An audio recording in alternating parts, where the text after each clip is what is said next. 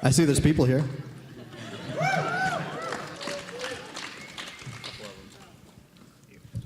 I'm Sasha Varel, and welcome to the most awesome panel in Minecon, bringing modding to the masses. We'd like to thank you all for coming out. It means a lot for us to be here. We're going to go ahead and go from right to left into introductions, but before we do that, there's a few things I want to talk about. If you want to have any questions, be sure to go ahead and start lining up the microphones over here and over here, and we are going to be limiting it to one question at a time, unfortunately, because time is pressing. We only have 40 minutes. Additionally, I was asked by all involved parties that if you have any technical support questions about Technical or FTB, to go ahead and submit your inquiries to their respective sites, because we cannot answer that here. Without further ado, we're going to go ahead and start over here on the far right with this gentleman here. Hi, I'm Slowpoke, and I'm the creator of Feed the Beast.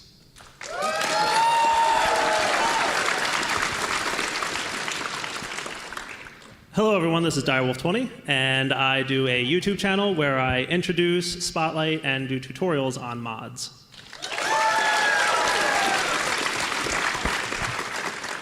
Hi everybody, I'm Pahamar. I do the mod equivalent exchange, and I'm the owner and maintainer of the ForgeCraft server.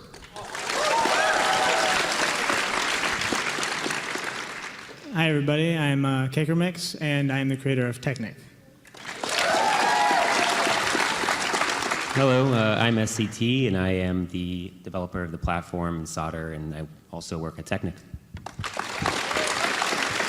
Hi everyone, I'm Oloth, and I developed the Technic launcher. We do, of course, want to go ahead and start with the most common question asked in these sorts of things. How did you get started in modding? Slip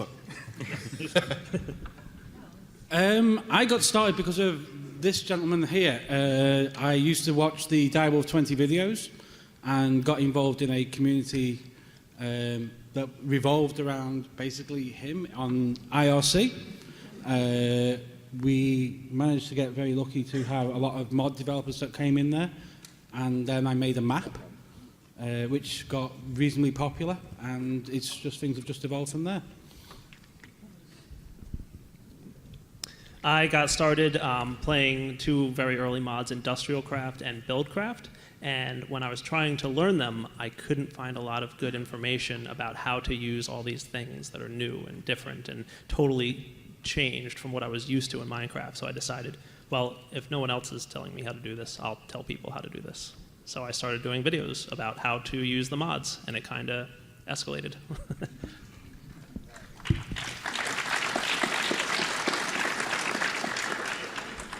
I started playing with the Equivalent Exchange 2 mod, joined the IRC communities, and got talking with the developer, and everything's kind of snowballed from there.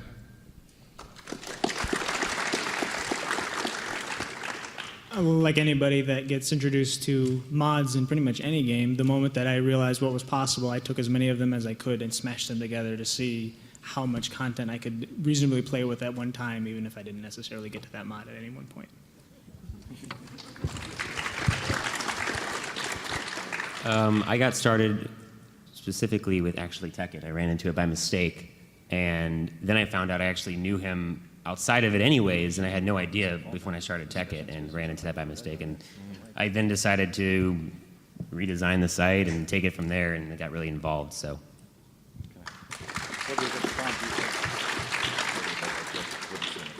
I knew Cakermix for a while on IRC from our first Minecraft server, and that sort of slowly evolved into Tekkit. And then I went and worked on some other projects in the community for a while, and then I ended up coming back to develop the new launcher that launched in February for them.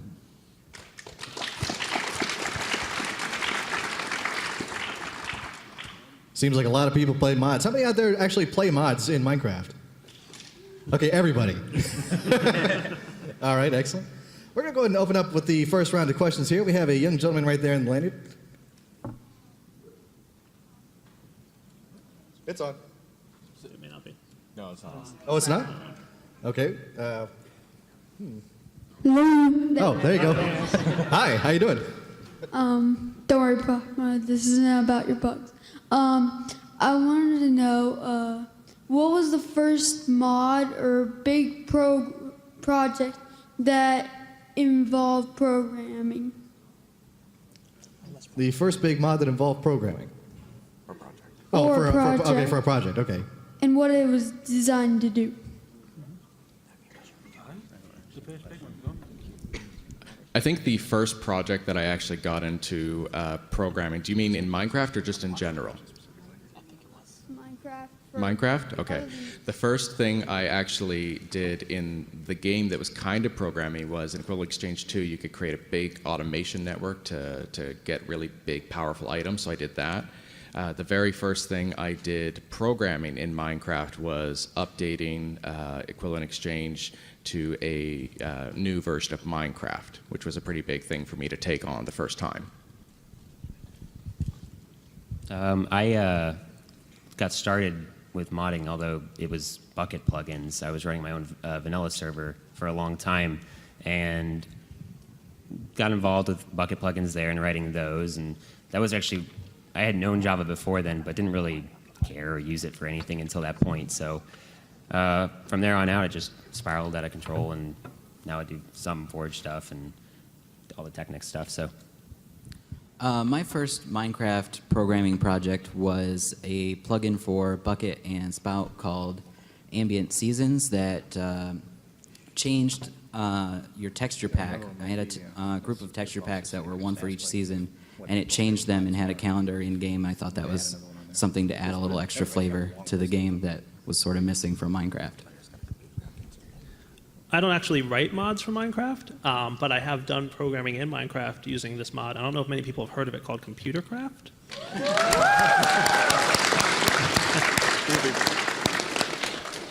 So yeah, that's a mod that is actually, in my opinion, kind of a good way to get into the mindset of programming, because it allows you to do something in-game while at the same time writing code.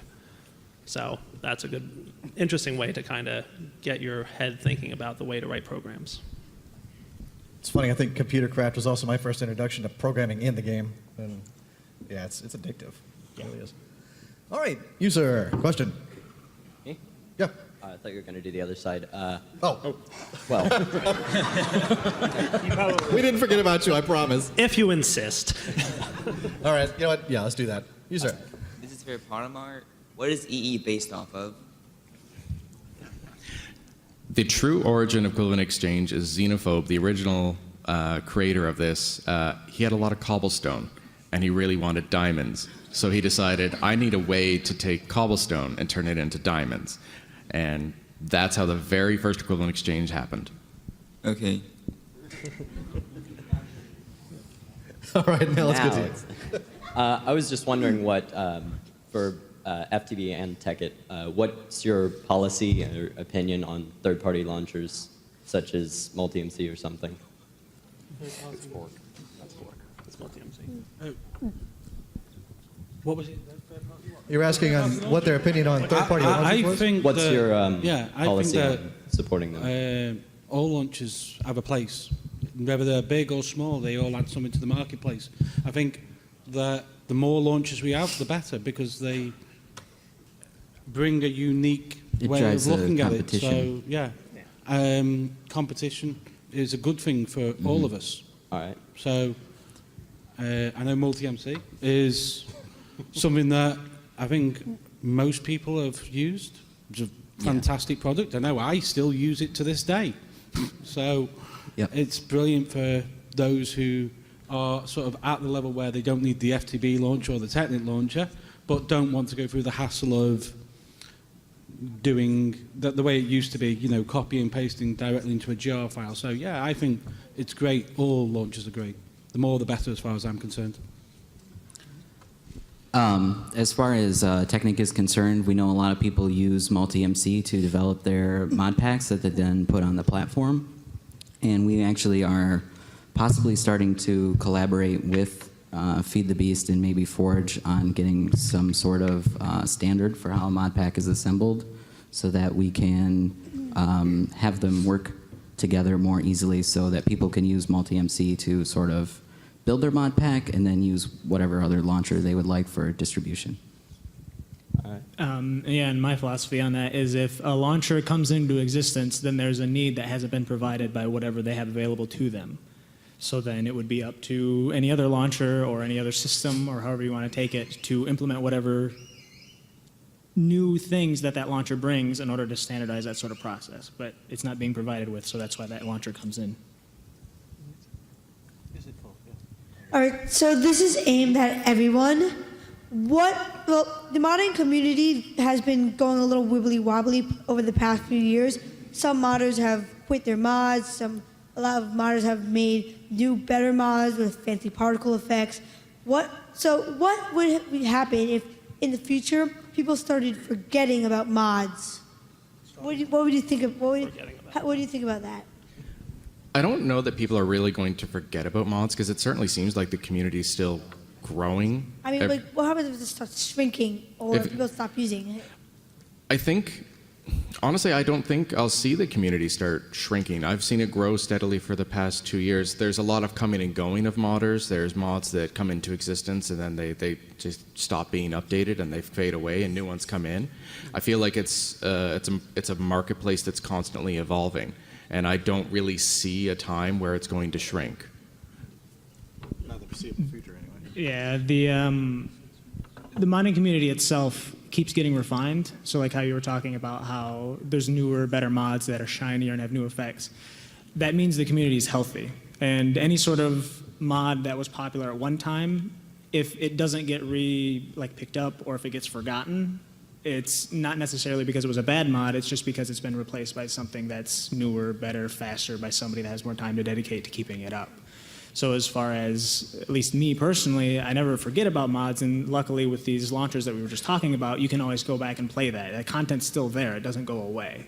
Well, like the original Technic is still there. Right, well, and it's extremely popular. You wouldn't believe how many people still play this very old version, and I can't understand it, but I'm not that person that wants to play it, so. But I like them to have that ability too. I'll tell you what I will say to you. I don't think you need to worry about the Minecraft community or the modding community, because the tools that the people from Mojang are giving us right now, whilst at this moment in time, it's a little bit difficult to transition into 1.7, they're, in the long term, going to be of a huge benefit to our community. And whilst we may lose some mods along the way, we will gain more and more modding, more and more mods, because the people who are doing the mods are constantly evolving, constantly making better mods. So I wouldn't worry about that. All right, so it's You're like going to get Minecraft mods for a long time to come now. So it's like for every one mod lost, another two take its place? Pardon? Yeah, exactly, yeah. I mean, we've seen that typically, I suppose the most famous example at the moment is Red Power 2, which is kind of, for a while, died down. But there's 4 or 5 replacement mods for that already. So, yeah. All right, and you, sir. Okay, so this is kind of a question for all of you. What is your favorite mod that is not your own? I'm going to answer very quickly because it's going to be easy for me. Mine's Logistics Pipes is my favourite mod. Mine is all of them because none of them are my own.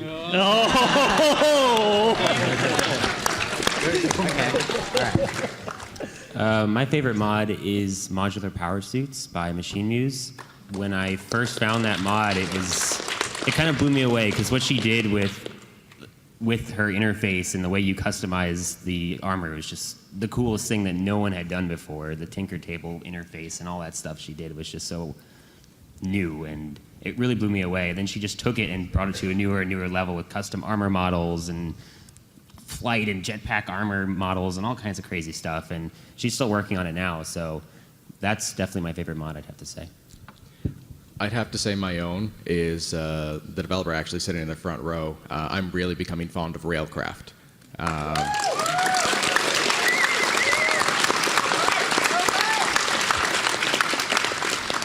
He's put in an incredible amount of effort to really allow people some fun ways of doing things with minecarts and rail tracks and everything, and I'm having a lot of fun playing it right now. So thank you.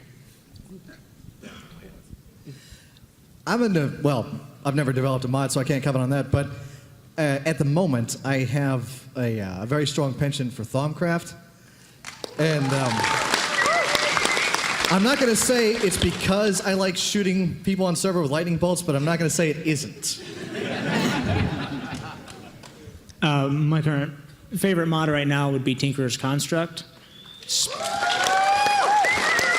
And I see that there's a lot of other people that feel that way, mostly because of the way that you interface with the mod itself feels like you're doing something you were always meant to do in Minecraft to begin with. So you build this, you build that, you stick it together, and then now you have this thing. And then you can modify it afterwards. So. I am really a big fan of thermal expansion, and I know what sort of big things he has in the works, and I'm very excited about them. He's going to be really mad that I just hyped it up in front of thousands of people. All right, you, sir. Who was the first person to have the crazy idea to put all those mods together? Not it. I'm pretty sure, at least what my genesis is, a long time ago, we're talking over 2 years ago, which is ancient internet time. There was a gentleman who put together a mod pack called Now This Is What I Call Minecraft. And if you guys remember Yogbox, that's what that started as. So, like, that's the first time I ever saw it. I doubt it's a new idea because everybody's been doing mod packs to begin with, but that's at least the first time I've ever saw it. All right, you, sir. I love the mod equivalent exchange, but it kind of died down. But I know it's coming back. So what are some new things you're gonna add later on? So the thing I've been working on the past couple months is I wanted, in Equivalent Exchange 2, it was really hard to have other mods have EMC values. There was a lot of, someone actually came up with a mod just to add that in. In Equivalent Exchange 3, it should automatically determine all the values for that, so it should work with every single mod you have installed. That's something I really wanted to add to the game. And then we will start seeing some really powerful items start coming back to the game in the very near future. So are the condensers gonna come back? I'm sorry. You'll get something similar very soon. All right, and you, sir. I don't think it's me yet. Sorry. Why do you do what you do? Like, why do you do these mod packs for thousands of people to watch? Like, what's your purpose in doing that? In other words. I can tell you initially, for me, And that's mainly directed to I got Tyler very 20. lucky in that. Oh. You going for Dyer? Okay. Okay, and then I'll give it back to Slow because he does lots of work too. Honestly, when I started playing with these mods, it was very, very few people that knew about them and were using them. Like, so small was the modding community when I first got started. And these guys, believe it or not, put in tons of time and effort into making these mods. I mean, hours and hours of designing, coming up with ideas, actually writing the code, drawing textures. The amount of work they put in is staggering. And I wanted to make sure other people got to experience their work because I said, these guys are putting in so much effort and there's so few people that are aware of it. So that's really what kind of got me started, is I wanted to bring the attention to the work that these guys put in. All right. Yeah, he's answered it for all of us. I mean, that's the same for all of us. We do it for these guys. Makes it easy. Excellent. You, sir. Did you talk about what's your favorite mod?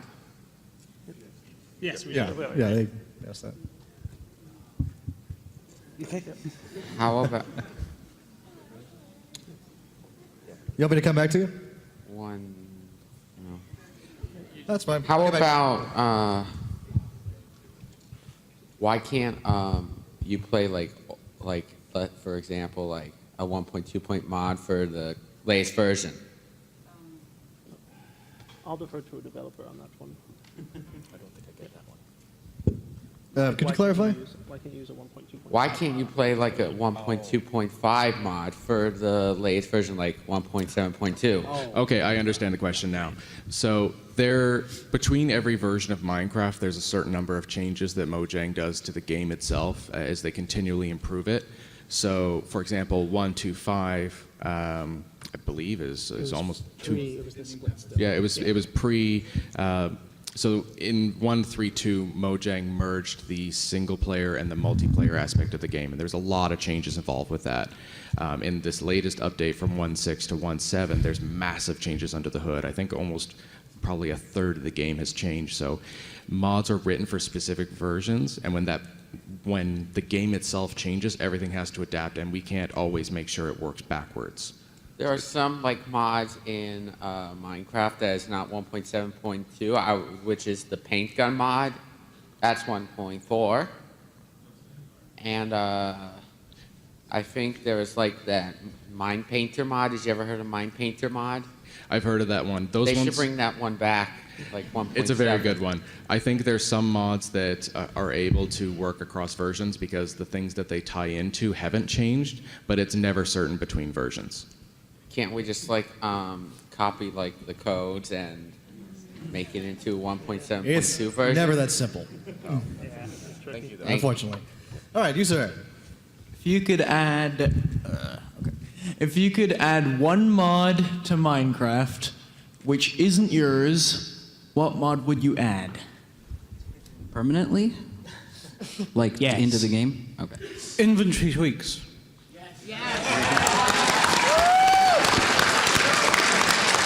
I think you took the cake on that one. Can anybody argue with that one? I think we've all pretty much agreed that's it. Yeah. That's a good answer. All right, you sir. This is directed towards the creator of Technic, sorry. Whenever you were thinking about the creeper, like the creeper picture of it, what was going through your mind? Well, actually, this allows me to do a shout out to Cheap Shot, who's the actual artist that does a lot of our art. And I have no idea what he was thinking about. He was probably thinking, hey, maybe someday I'm in front of a couple thousand people, somebody will have to answer this question on why that creeper looks the way he does. For everything that we ask him to draw seriously, he gives up halfway through and draws something silly. Thank you. All right, and you. This question's for Direwolf. If you were to ever make a mod, what would be in it? What would it be about? What game mechanics would it have? Believe it or not, I get this question a lot, and by now I should have a good answer for it, but I still do not. I am terrible about coming up with ideas for mods, but I love playing with them, so that's why I always rely on these guys to come up with really cool stuff. Can we safely say you'd call it Direcraft? Yes, I would call it Direcraft, yes, absolutely. All right, and you. Is there any chance of a collaboration mod pack between Technic and FTB, and how would you feel about that?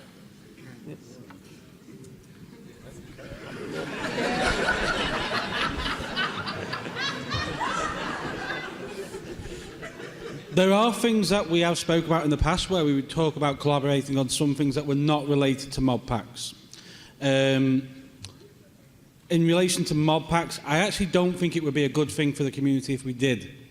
I think it's a good thing that there is two big mod packs out there, or two big suppliers of mod packs to you, because they encourages us to compete against each other and compete against everybody else. So for me, I think it would be not a great thing for the community. Yeah, you don't really want a one-party system, basically. So we keep the competition healthy, and we'll collaborate on whatever other stuff or tools for doing the competition that makes sense to collaborate on. In a way, you could almost look at it like if you had just one game developer for the entire planet. It would eventually stagnate, and that's not good. So yeah, they're definitely good for each other. All right, and you. What build did you ever make in-game that you were most proud of? What build have you made in the game that you're most proud of? Yeah, like Okay. I was particularly fond of, for those who still know and play Equivalent Exchange 2, I had a glowstone aggregator factory that I was very happy with. It worked with BuildCraft, and I had a single chest that put all my diamonds, and I felt very special when I went to go check it.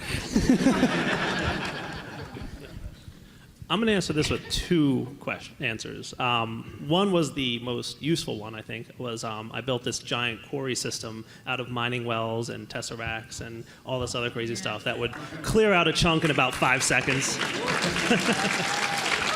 I was actually pretty proud of that one when I was done with it. That was the useful one. The least useful one probably was I built mine checkers. I don't know if anybody saw my mine checkers video. But it was basically checkers on a giant computer craft monitor and turtles in the game moving around as the checker pieces, and that was a lot of fun too.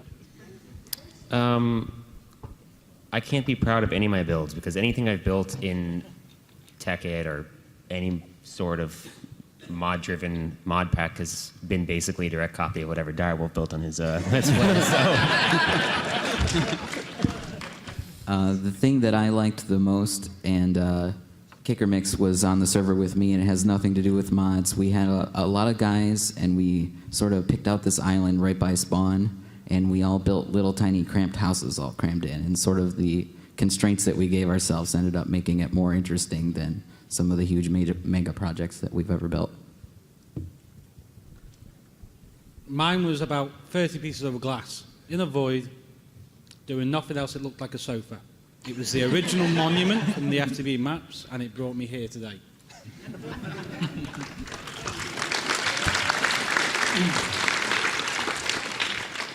I think I can safely say that my best build was also my worst one, depending on how you look at it. When I was first introduced to Red Power, my genius idea was to put dispensers on a frame and have it drop lava from the sky limit as it went.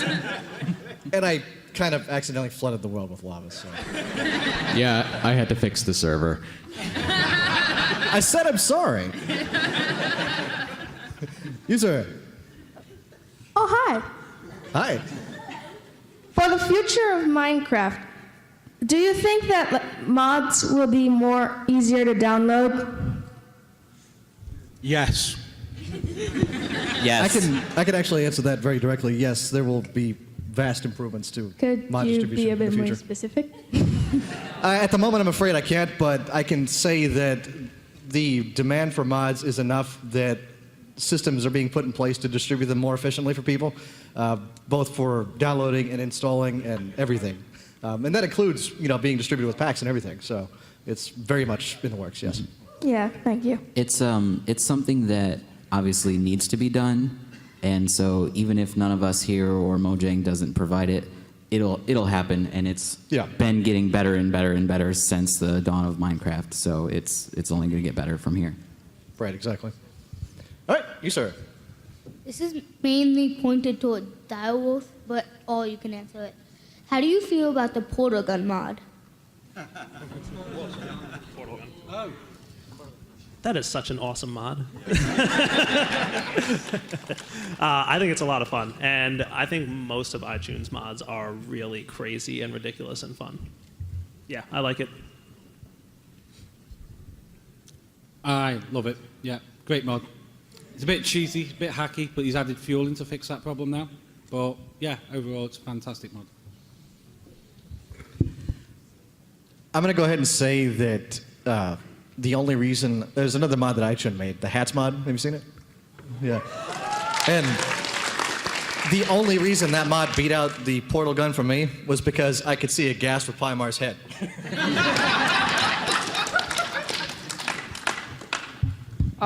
Besides yourself, who's your favorite mod developer? Minecraft CPW.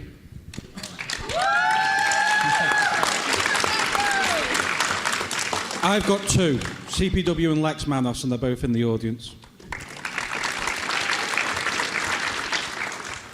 Yeah, well, you can't top them, but King Lemming does an awful lot to try to do things properly, which is something that is extremely hard to get done in a totally free-form, chaotic mess that Minecraft modding actually is.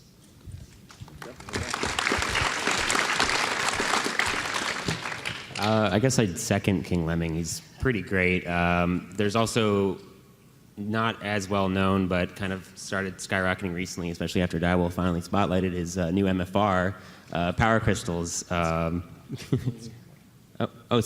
takes over it now because Power Crystals does this weird thing where he vanishes for a year, like another certain mod developer that we all know. But it's definitely he comes around, just builds these really amazing mods, and then vanishes, and it's like the pyramids. You don't know where it came from. It's just this great thing. I would have to third King Lemming as a mod developer, but I would say that my biggest props go to Surge for MCP for the longest time and the whole genesis of modding in general.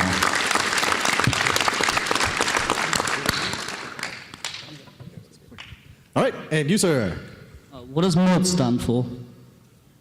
Sorry, what is what? What does mod stand for? Oh, what does mod stand for? I think it's modification, right? I thought it was moderator. No, that's Moderating the game. yep, modification, I believe. All right, and you. Hi. What inspires you to design a certain thing in your mod, like the Philosopher's Stone in Equivalent Exchange? I would honestly say every single person who's come here and has told me how much fun they've had with the mod. That's what inspires me to put things into it, because I want people to have fun with it. There's other things in the media that, like, a lot of people have quoted the Full Metal Alchemist anime series as being an inspiration, and it is to a degree, but honestly, I'm all about adding really fun things to the game, and to hear that people are having fun just inspires me that much more. I think I could speak for all of us when I say that coming here and seeing all the appreciation and love that you guys give us for what we do makes it all worth it, and it's bigger inspiration than you guys understand. So, like, just to work on something and see the community enjoy it and love it is what we all do it for. It's the main reason we all keep doing this, and why the modding community is so big as it is, because of all your support. So, thank you.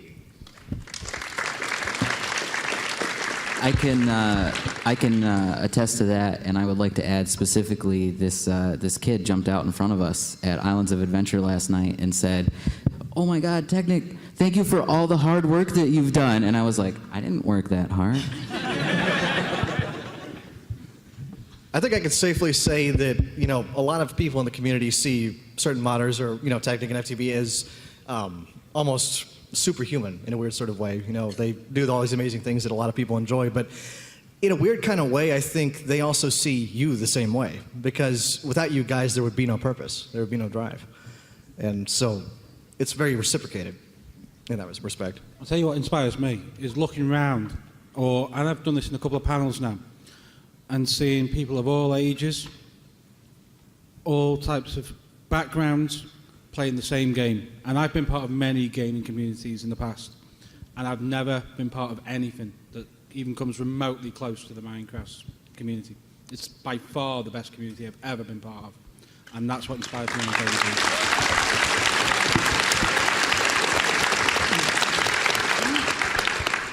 I can't say anything better than that. All right, gentleman in the white hat. What is the most I have two questions, actually. The first one is, what is the most complex thing you have ever built in computer craft? And what is the most overpowered item in mods? I'm afraid I do have to ask that we limit it to one question. Could you pick one or the other? The first one. I've built a really complicated thing in computer craft. I put a turtle down, or just the computer, sorry, not the turtle, and it opened a door, and that's all it did.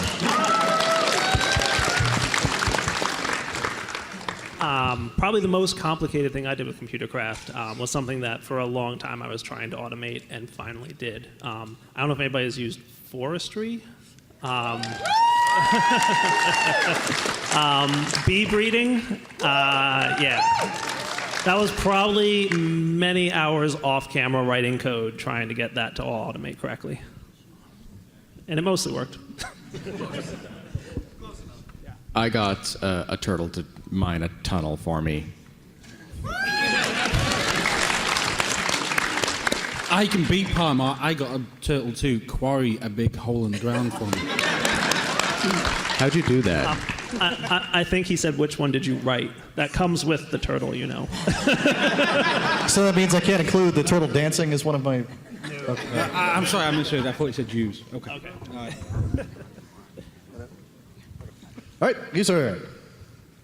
My question is, what do you think is in the future of Minecraft mods? The future is pretty much whatever comes out of it. I know that's not a really specific question, so I apologize for that. But nobody years ago would be like, oh, equivalent exchange is going to be the best mod when it comes out. So like there's a thing to where there's ideas that happen, and then the players get to decide how popular they get, and then also drive a large portion of how the mod actually gets developed, because if somebody makes something and nobody uses it, then it just dies on the vine. So I think that's one of the things that gets me into modding the most is not knowing what's coming up in the future of modding. Because every time I think, all right, I've seen everything that you could possibly do with a mod, then there's a new mod that comes out, and I'm like, okay, that's totally new, and I did not even consider that as a possibility. So I think every version we keep seeing brand new things that are totally just different and new. If we knew already, then Direwolf wouldn't have anything to do. I'd say the one certainty is that it's going to be completely different than what it is today. That's, I think, the only certainty you can have with Minecraft and Minecraft mods is it's going to be completely different a year from now and beyond. I would say with luck we might get an equivalent exchange mod.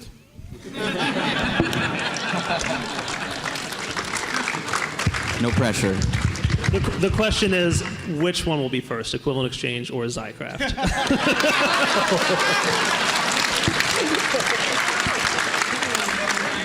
Sorry, Soren. All right, and you, sir. This is directly towards Direwolf, but what started the 9x9? The 9x9 started out as it's the most efficient way to build a house and have one torch on each wall without there being anything to spawn in the center of the house. Efficiency. Any larger and there'll be darkness in the center. You have to put torches on the floor, and I hate that. All right, and you. How hard is it to update the potion system in Minecraft? I'm sorry, could you repeat the question? How hard is it to update the potion system in Minecraft? It's not terribly extensible today. My hope is in the future that either it gets an update in the vanilla game, or someone adds something to some of the modding APIs out there to make it easier. I have it on my to-do list as something I'd like to do, but I fully anticipate someone's probably going to beat me to it and do it better than I ever could. All right, and you. As far as like multiplayer mods and bucket plugins, with the new mod API coming, do you think that either Forge or Bucket will become the mainstream more popular than the other, or will the mod API be able to provide enough stuff for people to use it alone? Well, as it stands right now, Bucket and Forge provide pretty much totally different sets of content.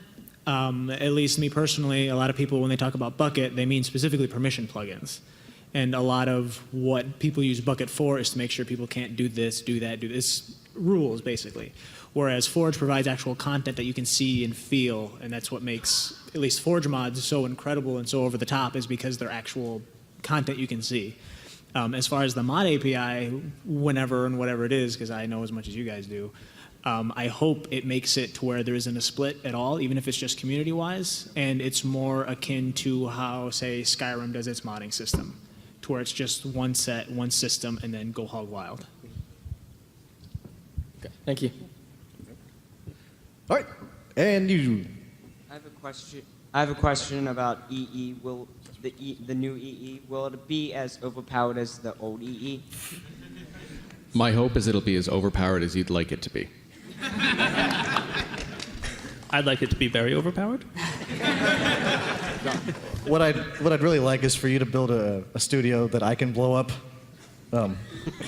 It's EE, of course it'll be overpowered.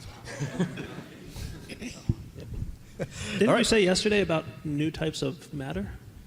Yes, I'm hoping to add a bunch of different types of matter, but we'll talk about that offline, I think. Oh. All right, we're going to go ahead and wrap this up, actually. We have run a little bit low on time. We do want to thank everybody for coming out today. This has been an amazing panel. You're great.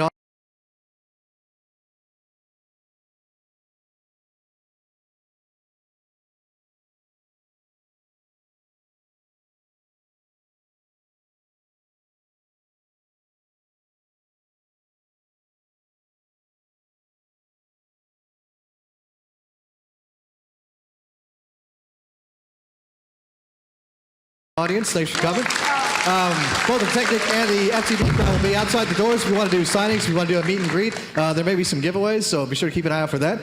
And have a great time for the last part of Minecon. The closing ceremony will be at 5.